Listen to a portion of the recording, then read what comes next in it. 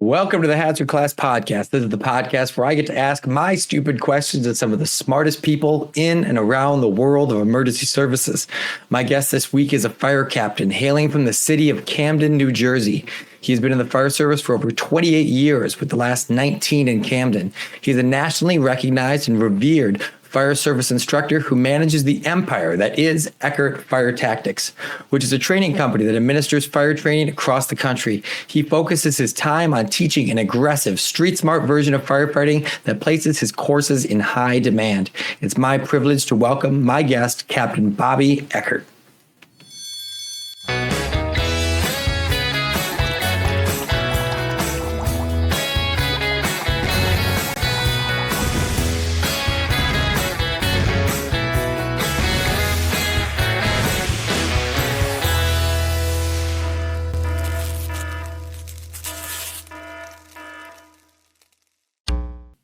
Bobby, welcome to the show. Thanks for having me, man. I appreciate it. Of course. Yeah. So as is the format of the show, we open up our show every week with the Wheel of Stupid Questions, which is just a reminder that asking questions, even if they're stupid, is good. And if you point them at the right people, you can get some pretty smart answers. So with that, we'll bounce into that segment.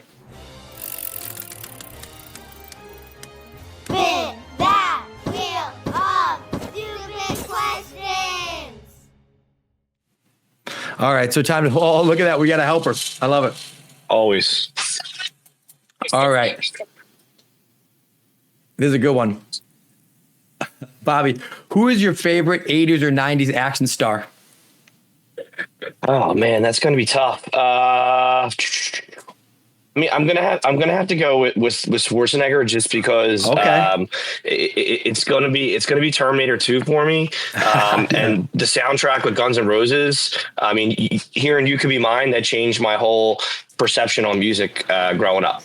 Yeah. Oh man, Terminator 2. I remember as a kid, everything was that sawed-off shotgun, spinning it around. Yeah. Oh, and that was just like anything that remotely resembled that. I was trying to spin around like Arnold, you know. So let's get into this. There's some stuff I know for sure we want to talk about based on the recent history, but I want to get in from the beginning first. So let's go with this. How did you start? I know you're a second-generation firefighter, but talk to me about that time early on. Getting involved in the fire service. My dad was a fireman. Just grew up hanging in the firehouse, going to the firehouse. They had a wretched schedule back in the day, so my dad spent a lot of time there, and it was in the town I grew up in. So, we'd go eat on lunch there, go eat dinner there. I just was around it. And they started like a junior program, and that's how I kind of got involved in it, and it kind of just platonically flowed from there. I don't know if I guess as a child, I always thought I'd have like some part of the fire service, and I always wanted to be involved in it. However, I didn't know it would take me this far, this deep. It just kind of happened. So early on, what do you remember about being at the fire station? Do you remember like particular runs or anything about the station that like sticks out? Growing up, I remember the smells. It was a different time. It was the 80s. So, the cigarette smoke with diesel fuel and oil on the ground and coffee was that smell. And then you go up on the second floor where the lounge was and stale Busch beer and from the beer taps. And yeah, my fondest memories would be the smells and just observing the different characters that were kind of involved where I grew up. For sure. So, then you said you started like a juniors program. When did you actually end up going to your first fire? Well, I mean, my mom would take me when I was a kid. My dad would take me to Buff a little bit as a kid, but the first fire I ever participated in was on Conger Avenue in Collingswood. It was a bedroom fire, and we just like changed air cylinders. It was a different time than it is now. And yeah, it was just a bedroom fire. Well, not just a bedroom fire, but it was pretty. Yeah. They had fire show them when they showed up, and I was on the first engine because we could ride back then. And yeah, it was just cool to see it kind of all unfold. And the rest is kind of just haven't looked back since. So you were first engine, so you were on the nozzle, or you weren't able to go in? No, I wasn't able to go in. I was just a junior, so I was like kind of crammed in the back of the cab with the career staff, and we just pulled up and helped them get the line off and watched them do their thing. Do you remember your first fire where you actually got to go inside? I do. I do. I was 18. It was on Park Avenue in Collingswood. It was the second floor rear bedroom fire, a balloon frame, and it got up in the attic. And at the time, how we ran, we went one engine out and then the second engine out, then the ladder. I was on the second engine and we went up. We deployed a hose line to the third floor. Now we had like fire in the walls. It was for being new, it was decent heat, and the visibility was zero. And yeah, we got to be a little baptism there of learning what it's all about and balloon framing. Yeah. Did that live up to your expectation leading up to that, do you think? Yes and no. It was a wee bit chaotic, and I kind of realized at the time where I was from was probably a little less organized than I thought it was. So that got my mind thinking, and it was cool. It was fast paced. Well, not as fast paced as it was when I went to the city, but there's just a lot going on that they don't really teach you in Fire One, or they don't show you. So yeah, it definitely lived up to it. I mean, I was still in high school. It was like I was off from school that day. I forget what I was doing. It was like a holiday or something, but I was still a senior in high school. Wow. What a story to come back to the lunchroom with, I think. Yeah. So then they'll walk me through that. So then you go from these, your experience as a junior. I assume that first fire probably wasn't in Camden, right? That was in Collingswood, town I grew up in. Okay. Park Avenue. So then how long did you spend there before you finally get to Camden? I left Collingswood as a career staff. They expanded it in 2002, and I got picked up on the career side of it. It was like a firefighter EMT. We ran a lot of EMS. We rotated, but it was mostly to run the ambulance. I lasted there until 2006, so about 4 years. All in total, I was there about 6 years. I was there after I got hired in the city. I stayed on the volunteer side because the combination department, what was a combination department. I stayed on for a little while, but life gets busy and you kind of lose time for that. Sure. I left for the city in April. Well, last week of March 2006 was my last week in Collingswood. So then now talk about your breakthrough into Camden. Like, what do you remember about like the hiring process, getting the job, the academy, stuff like that? Well, you have to live there. There definitely is there's a residency requirement. So we live there. I live with my best friend who passed away of cancer. We had a great time, but I was like real serious about getting the job. So I wasn't like, we moved a couple of times because a couple of houses we were in were like party houses, and I didn't want to get kicked off the list. So I was like kind of like really serious about it. And yeah, got hired, went to the academy the first day and met some of the greatest human beings I ever met in my entire life, and had no idea the impact those relationships would have in my life to present day. And yeah, we hit the ground running and was in the academy for 13 weeks and hit the street. So then now you hit the street. What's the probationary period like? That's a year, or is it longer? Or it's a year. And when we came on, they do it a little differently than they do now. You rotated through two engines and a truck. So I went for an engine, a truck, and an engine. Not everybody's rotation was the same.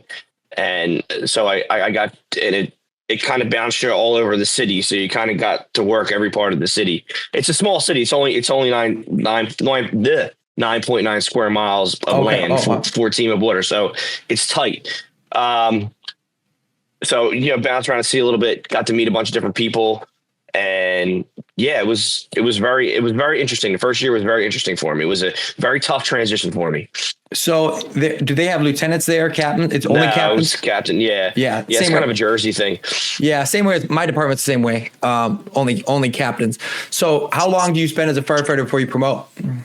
You can take the test in 3 years. You have to have 3 years in grade to take it. I took the first test that was available to me. So I probably had 7 years on when I took the test. And then I got promoted in 2016. And I had about just under 10 years on. It was like 9 and some change. I was right near 10. So how do you get into training then? I assume you probably started training, before you even probably got onto your career department, I would imagine.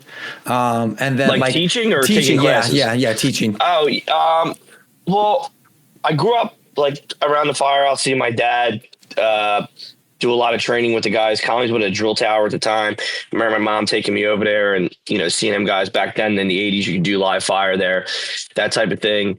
I got hired at the local fire academy when I was probably like 2013, 12-ish, 13-ish, 14-ish, around there. I don't remember the exact date. And I was teaching Fire 1. I loved it. I miss it greatly, actually.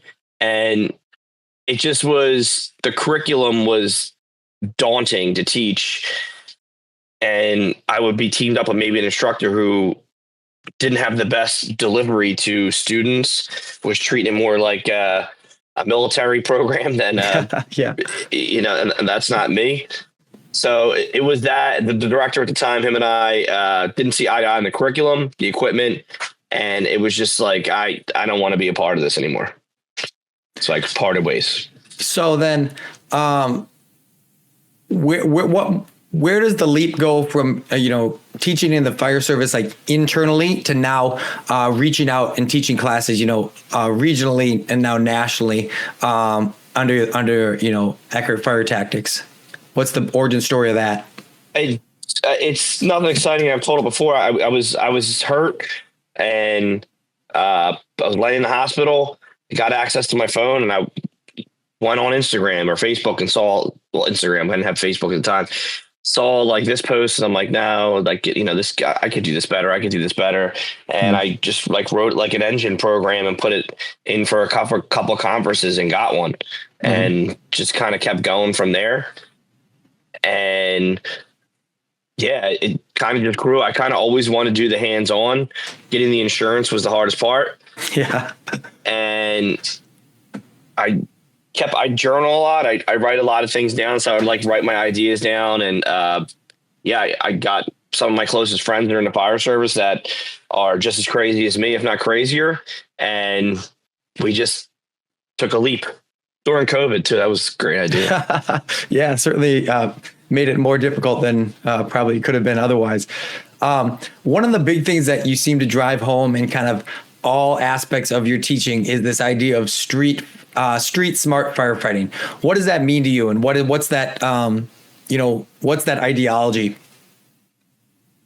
I think it's proven tactics that happen every day in all over America. It's stuff you're not going to see in the book. A lot of the entry level, I think all the entry level books are complete trash. 4 firefighter ladder carries, things like that aren't even, they're not applicable to anybody's operational reality. So how can you say to do this in a book, but I don't have that many people to throw a ground ladder and I need to get this 35 alkylite to the rear right now. What do I do? So it's more like learning how to work within your environment and using your head and treating this job how it is a blue collar trade. So learning the trade, learning how to use the equipment properly, maybe some unorthodox ways of doing things that wouldn't be in a book or people wouldn't even think of. So that's kind of street smart. Street smart to me is tried and true. It works all the time. What do you think the resistance is? And this is a through line from every instructor that I respect is the books that you get on the ground floor of Fire 1 and 2 are pretty much like garbage time. It's just enough to pass the state cert exam or whatever you want to do. And then now it's like, let me actually teach you what's going on. So often, it's so counterproductive. So if everyone that has any bit of credibility agrees with that sentiment, it would seem, what's the resistance to changing it, do you think? People are going to lose money. You think that it's some sort of NFPA conspiracy? Maybe not the NFPA, but there's money. There's money involved in this. People want to make money. This is their way to make however it rounds about. It's a money game. They're afraid of losing money. I would love to think that at some point, the powerful instructors in the fire service could overpower that somehow, and we could go to an academy system that doesn't waste 3 or 4 weeks every time just pushing us through some sort of broken curriculum. But you'd have to get the instructors to agree and get along in the same room, and that'll never happen either. So that might be the hardest thing. We'll get to that later. But so then, as we talk through street sparks firefighting, I've also seen this stuff that's super interesting. And so, talk to me about your taking it to the streets conference, which is super cool. Like, break that down. It seems to be like some sort of mobile conference that you can bring around and just like launch out of the bed of a trailer. Yeah, we can do it mobily. I the last year and for the next year, I'm going to be doing it by me, but I can come to you and do it. It's 14 skill stations, engine and truck, a little bit of RIT, and you just rotate through the stations. They're about an hour and 10 minutes, hour and 15 minutes. And the redundant things you get are day one, you get force plunging and visibility. Day two, you get force plunging to zero visibility. You get hose lines, but in different scenarios, and you get search, but in different scenarios. And then the rest, we trickle in different things. And it's basically everything you should have been taught in Firefighter 1 and Firefighter 2 on steroids. Yeah. How did you come up with that idea to kind of make this like mobile, lab that moves around for training? Like, I feel like I haven't seen it that way. I've seen it like, yeah. Somebody told me it was impossible to do.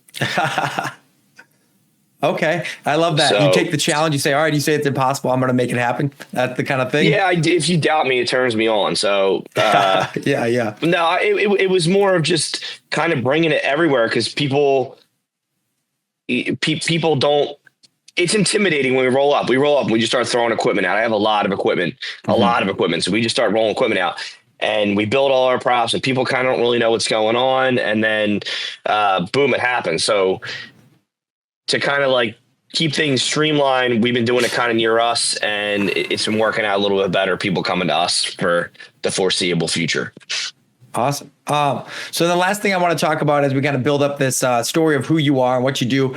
I'll just talk about the books. Tuesdays are for Tactics. Super cool. Talk to me about those and what kind of inspired that, how they got written, what they're for.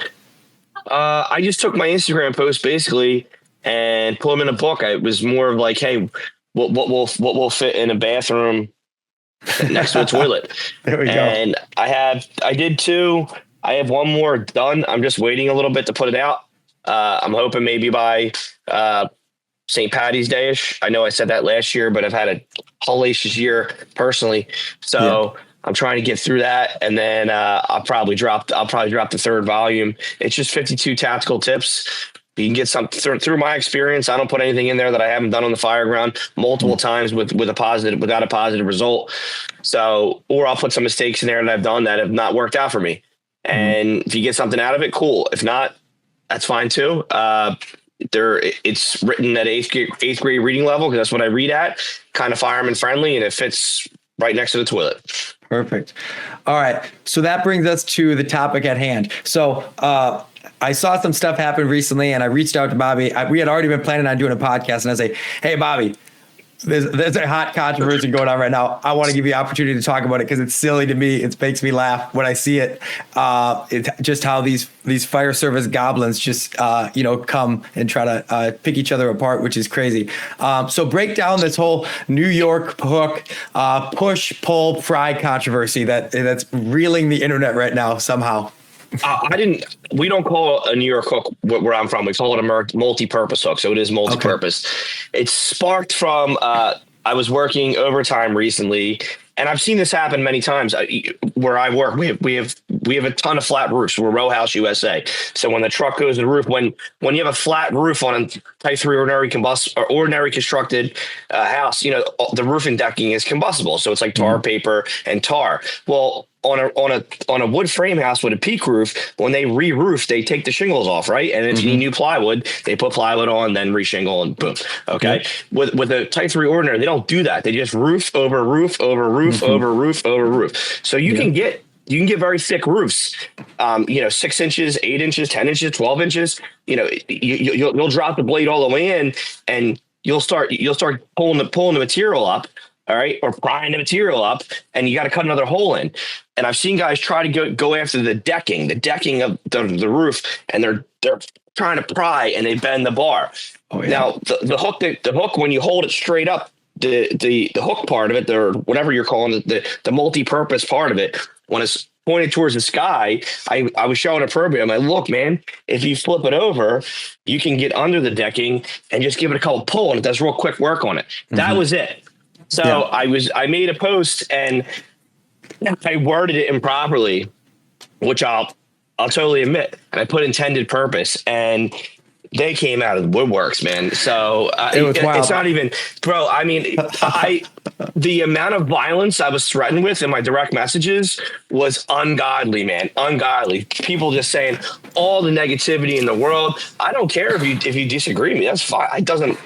I honestly don't care. I'm just letting you know what works for me. I'm not over here saying, I mean, I've pried boards off, bars off. I've done it.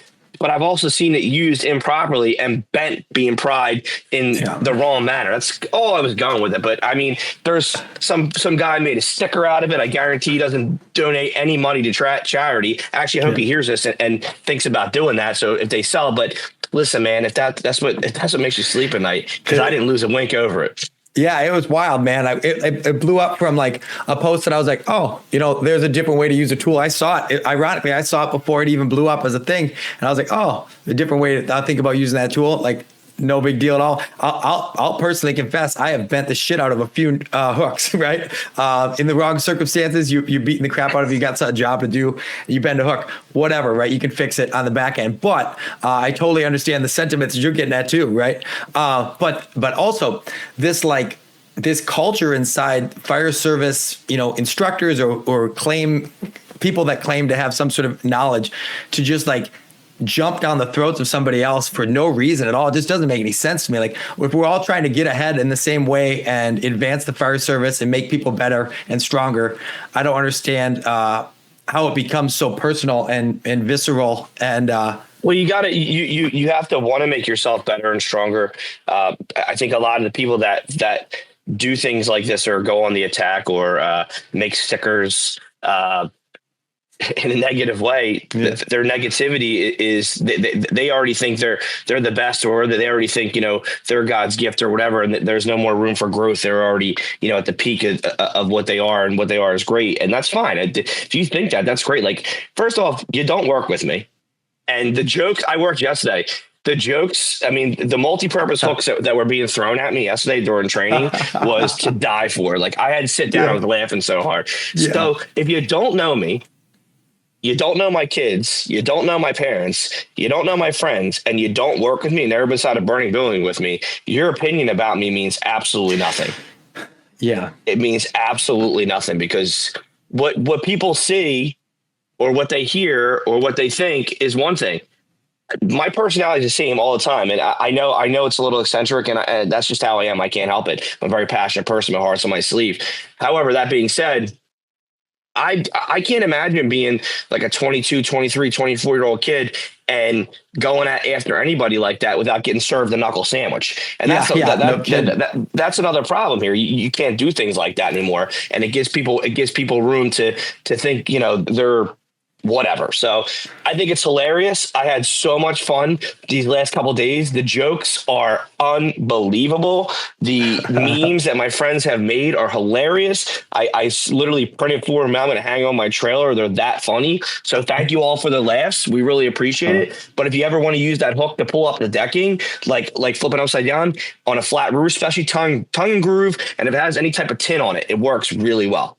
Yeah, well, and I think that the audacity for someone to just especially based on your credibility in the fire service, to just it's not about credibility. It's just I don't look at it that way, man. It's just I know what has worked for me. Yeah, and I don't ever put anything out that I've only done one time and been like, yeah, this works. Like, I've done it many times. Listen, man, it's hot air. It's hilarious. When they direct message me, threaten me with violence, they should seriously check out their employee assistance program or something like that, because they have mental health issues. I can't fathom. That's the craziest thing, to think that you actually, I mean, the jokes are one thing. And at a certain point, they were happening so frequently that I was going well, maybe Bobby's in on it. Maybe these are all Bobby's buddies, and they're blasting them. Because obviously I know if I said something and anyone had an angle, everyone that is my buddy wants an angle on me and wants to take shots. And that's one thing. But my guys were getting angry, and I told them all in group text, I'm like, don't say a word, not worth it. Yeah. Not worth it. It's, you got to consider the sources sometimes. And I just think it's hilarious, man. Like I'm literally living rent free in your mind. Meanwhile, I'm sleeping like a baby and doing my EMT refreshers on my computer because I expired at the end of the month. Like I don't care. Yeah. All right. So now we're on the topic of tools. I want to actually dive into your brain a little bit with tool stuff. So let's talk about tool selection. Is there a correct tool selection coming off the rig? Say, let's talk, we'll talk different types of rigs. So like, say we're an engine company, we're coming off the rig for an alarm. What's the correct tool selection for that rig? I mean, it's going to be building instruction, occupancy type dependent, right? If it's a commercial building, if I'm in an engine company, we're going to come off probably with, I always carry my Pro Bar. I always carry it. There's so much I can do with it. So much you can do with it, from pulling and prying. But how we work, again, follow your SOP and riding assignments. Like if you're the nozzleman on my job, your job's the nozzle. Yeah. So, we're doing a quick investigation. You're by me. Maybe you're carrying like a set of irons or maybe like a water can. And, we're going in and figuring it out. And, we're not stretching any hose line. It's all dependent on the building instruction and stuff like that for an engine anyway. Yeah. So just for sake of reference, where you're working, you have riding assignments, like in a certain seat, you have a certain tool or no? Yes. Okay. So that's not how we operate at all. It's kind of like a free form. Like, some people are like, oh, I always carry a, whatever axe, or I always carry a hook or whatever. Usually they try to pair those up. And so especially when I'm teaching, it's always this discussion of, well, what's the correct combination? And like for my purposes, I always try to recommend that one person have a set of irons, one person have a hook and a can, and then you can pretty much do every job on the fire scene with that tool assortment. Would that line up in your brain too, or what do you think? Yeah, it's a great place to start. Again, it's going to be very situationally dependent what type of occupancy you're getting into. Because if you're getting into like a commercial space or like a strip store, you need to start thinking about bringing your search rope with you, that type of thing. How deep we get into this, what door are we going into, what doors am I going to face? Is the door open? That type of thing. You don't need to get real heavy on the. We're not obviously not bringing a rotary saw if we're going through the front door. Now, if I'm going to the rear of a non-combustible strip mall, I'm going to bring a rotary saw with me just in case I got to cut something in the rear, roll up, or I got a real tight door that there's panic hardware and I'd cut it off or something like that. All right, I'm going to ask you, this is a personal question because I have a very strong opinion about this particular tool and I'm interested to get your take on it. What do you think about the Denver tool? I have very strong opinions about this tool, or the TNT. I don't even know if you. Oh, the TNT. It looks like the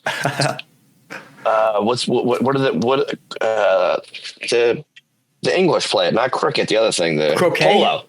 Croquet. It looks like a croquet thing. I never use one, but I never understood. I've seen one, so I can't speak to it. I never used it or carried it, but I've always found it interesting. Like in the middle, like the shaft, the bar, whatever you're calling it. There's like a hole in it. Like, why is there a hole in it? I never figured it out. Yeah, I know. It's It looks like something Schwarzenegger would use in Terminator. Yeah, it's like a post-apocalyptic nightmare. But yeah, so I have very strong opinions. I hate it so much. I hate it so much that the rig I work on has one, and it has my name written all over it because everyone on the crew knows how much I hate it. But yeah, I mean, it's a five-part tool that doesn't really do any one of the 5 jobs well. But I have no experience. I've only ever seen them. I might have like picked one up once or twice. That was good. It. I'm happy for you. I wish I could be in your shoes and never have seen it. But so let's talk now from a truck standpoint. Now, if we're talking about selecting hooks versus pike poles versus different lengths of them, what's your thought process as coming in as a truck captain? Do you want everyone to have the same tool? You want to purposefully have people have different tools? I want to switch the tool. I want to switch the tools up. Where I work, I definitely want a Boston rake in there, the rake style hook, because of all the plaster and lath that we see. That thing goes through plaster and lath like butter. If we're going to the roof, I want the metal multi-purpose hooks up there. I want a flathead axe up there. 2 saws and a bag of rope. I'm up immediately get that stuff up to the roof and start cutting. Interior, at least 2 hooks, at least 2 sets of irons. And we we should meet in the middle and be able to get through anything that we see. The more hooks, the better, in my opinion, because you always seem to, especially when you're first to engine and there's a lot going on. I always seem to be like, hey man, I need a hook up here. Yeah, exactly. And I think that's a next level firefighter skill is to kind of identify the trajectory of the scene and say, all right, we're going to need to transition from, irons to hooks or whatever it might be. And kind of getting ahead of that. I always try to instill in the newer guys that you got to kind of see where the scene's going and get ahead of it so you don't end up being behind it, I tell the third guy on my engine to bring a hook.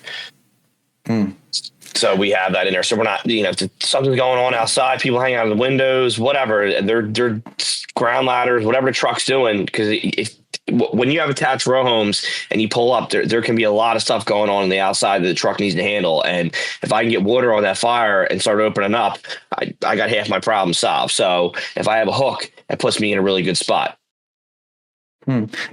What's your thoughts on pike poles, like the traditional fiberglass pike pole? Do you think they still have a spot in the fire service, or they kind of been replaced by that multi-purpose hook?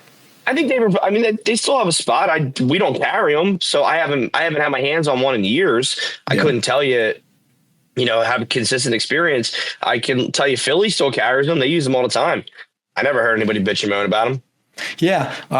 We generally don't carry them unless we have something that we would need a long extension if we want to have a 12 foot or something like that. Yeah, like our 12 footer is one of them guys. Yeah. Yeah.